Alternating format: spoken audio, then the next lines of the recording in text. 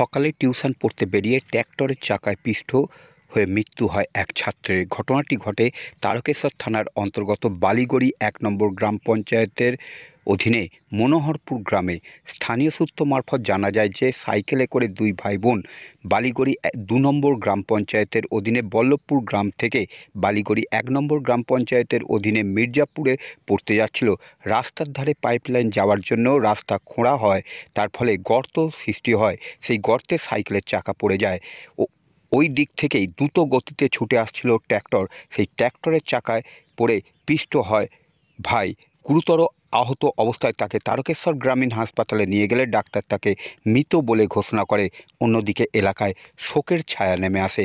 Police চালক ও গাড়িটিকে আটক করে।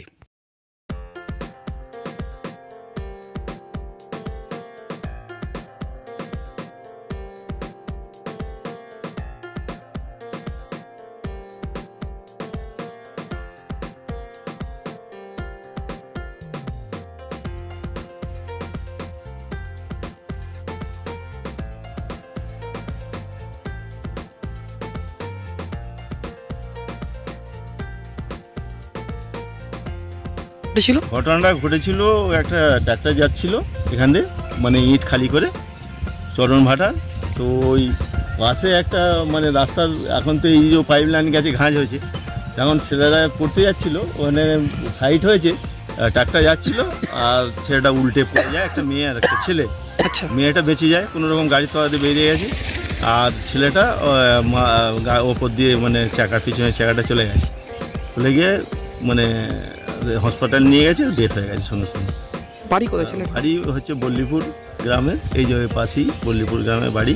আচ্ছা, হ্যাঁ, টিউশনই যাচ্ছিল মির্জাপুরে। এখানে মর্মান্তিক ঘটনা। পড়তে যাচ্ছিল। বয়স কত হবে ছিল? ৮-৯ বছর। ৮-৯ বছর বয়স হবে। কিসে পড়তে জানেন ছেলেটা কিসে পড়তে জানেন?